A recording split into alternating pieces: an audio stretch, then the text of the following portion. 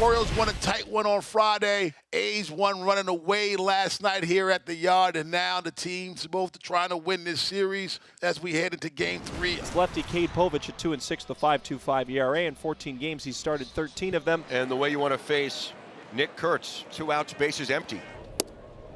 He'll take a pitch, he'll take a walk. 4 straight balls to Nick Kurtz, and he's on with 2 outs. Bring up Colby Thomas. The rookie had a first on this road trip with a home run. This time it's popped up, and it'll be playable in foul territory for Mountcastle. He'll take on Luis Morales, making his first major league start, as one previous major league appearance in a 2-inning relief role. Jackson Holliday to lead things off Well, for Baltimore. he singled the lead off the game yesterday. And there's an example. That ball was somewhere around the outside corner for a walk. Leadoff base runner on for the Orioles. Here's Gunnar, the 3-run homer yesterday in the first. Now it's 14 on the year. As you see, the average in OPS continue to climb. The 1-1, one hopper. Daryl Hernandez able to glove it and get it to second for the 1 out. Gets the lead runner, and Jackson Holliday 2 gone. What a fantastic play by Daryl Hernandez. This ball barreled up, hit very hard. I mean, that is a one-hop missile to the backhand of Hernandez, who's able to get back to it and gather it, and gives a little backhand shovel over to Max Schumann. Rutschman now the batter. Adley the DH today. Henderson is going, curveball taken high. A wild throw by McIver. Sails over the infielders and out to center field. Gunnar Henderson will pick up his 16th stolen base, and he had that pocket picked on the pitcher, Luis Morales. And there's ball 4, second walk allowed in this inning. First and second with 2 outs, and now Mountcastle will bat. There they go. And that's ball 4. Another walk. The 3rd walk of the inning for Morales, and the bases are loaded for the rookie Jeremiah Jackson, as Scott Emerson, the A's pitching coach, will come out and have a chat with his young right-hander. Morales delivers, swung on and missed. He gets out of it unharmed. Luis Morales finds away his first strikeout. No runs, no hits, 3 walks, 3 left. Cade Povich was very efficient in that first inning. 9 pitches for him. So J.J. Bleday will now come up. His return to the Athletics, he has been a completely different looking player. J.J. into right, and that'll bounce in front of Jackson, and J.J. Bleday with a hit, picking up where he left off yesterday. So a 1-out base runner as Povich will work on Urshela. Struck him out. And that's 92, but once again, he has the ability to pitch up in the zone. Now, when he's his best, he's up and into the righties and then down away with a kick change up. This is a nice 4-seamer. Gets him to chase. Ground ball to second base. Holliday, a flip to Henderson, side retired.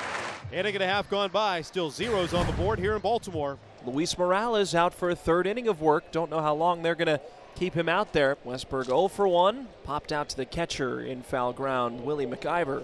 The 2-2 and a swing and a miss. Executes the slider setup perfectly. And that right there is all you want to see happen. If you're not able to execute initially, but you don't get hurt, can you come back? Can you throw a better one? 3-2 and a called strike 3 at the top of the zone. Henderson was already walking on over to first, but it was directly in the strike zone. Back-to-back strikeouts now for Morales, and he has now sat down 5 straight. Pitch from Morales is high, and Rutschman will walk. And here comes Marcotte. That's 5 walks for Morales, and this could be the day for the starter. It is. Marcotte will go to the bullpen and get Tyler Ferguson. The day is done for Luis Morales. Yes, 5 walks, but 4 strikeouts seem to settle in a little bit better. Jeremiah Jackson opens up the home 4th inning of this scoreless affair.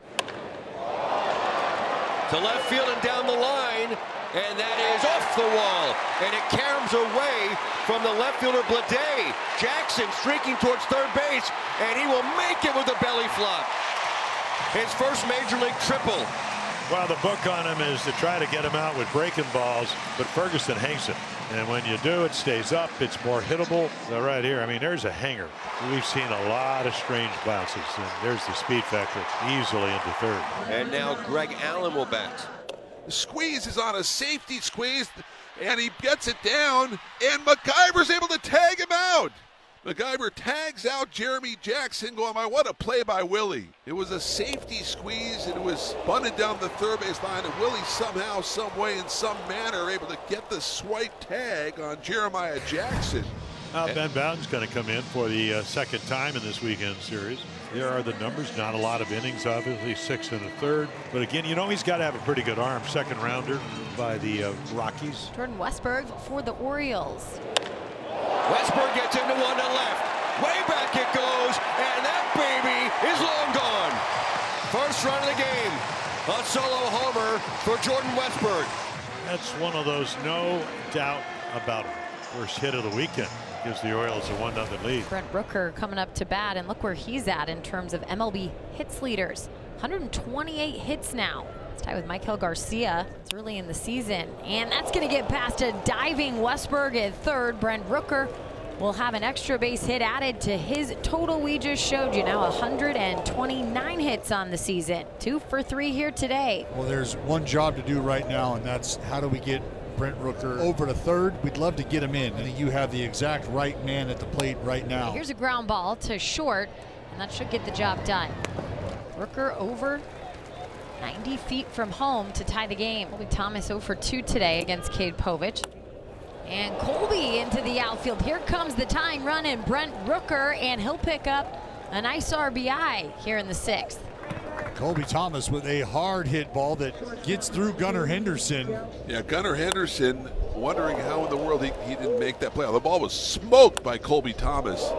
I thought for a moment there he was going to get robbed there by Gunnar Henderson. Just didn't get under his glove. And you know that feels good for Colby. Alex Jackson scheduled to come up here in the bottom of the 7th inning of this one-run game. And he pops up the first pitch.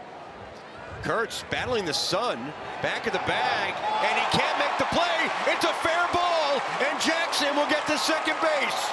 I mean, what a development in this ball game. Well, what did I say earlier? Anytime you get into a nothing one-run ball game, it can be anything. It can be a bloop double. It can be a pop fly that you don't really see well.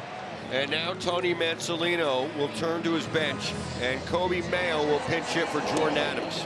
It gets away from the catcher, and Jackson will get to third. Yeah, we had Jackson last inning with a pass ball, and now McIver. Infield in for the A's.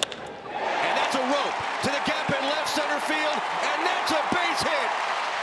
Mayo gives the Orioles the lead.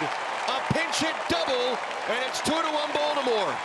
8th double of the year. Sean Newcomb, the left-handed reliever, in his 36th appearance, 2-5, 3.12 ERA to face Jackson Holliday. With a runner on second, that's Kobe Mayo. Holliday takes ball 4. Well, Jordan Westberg with the home run his last time up. 2 on and 1 out here in the 7th at Luis Urias. He dives back to second, and the double play. What a play by Louie. Snagged the lighter out of thin air. Score that, a 4 unassisted double play to end the 7th inning. 2-1 Orioles now. Yanier Cano on for at least one batter in this top of the 8th, and it's a tough one in Brent Rooker. Swing and a miss. He struck him out. Well, perfect pitch. And we talked about, again, when you're a sinker baller and you throw a ball on a 3-2 count to a good hitter, he's got to chase because it starts in the strike zone and sinks to the bottom of the zone. So Cano does his job. He will leave this game. Orioles go back to their bullpen with a 2-1 lead in the 8th. The 2-2. Right. Called strike 3. Boy, center cut. We've seen Kurtz, as good as he is, he's struck out 3 times in this on fastballs, 3 and 2 right down the middle of the plate. And that's a called strike 3. How about the dominant pitching by Baltimore in the 8th? Cano starts it to get Rooker down swinging. Kurtz and Thomas go down looking. And now Keegan Aiken. He's pitched in the 9th inning his last 4 starts, a couple of saves. He's got 5 lifetime, and we saw him the other night get a save. And Hernandez will walk down to first. Done that a couple times this series against the team that drafted him. Urshela, the batter, a double play would end this ball game. Just swung a hard ball into left field for a base hit. Hernandez to second base. He will hold there. So Gio comes through, and the A's now at first and second, 1 out for Willie McIver. But Lawrence Butler is going to run for Urshela here in the 9th inning. And that's the go-ahead run. So Law will run at first. A's have first and second and 1 out for Willie. And Willie has bounced out, walked, and struck out. Pitch to Willie McIver. He swings at it into left field, and that's going to drop down. Here comes the tying run in Hernandez. Lawrence Butler flying behind him, and he's going to go home. Can he get around it? He does.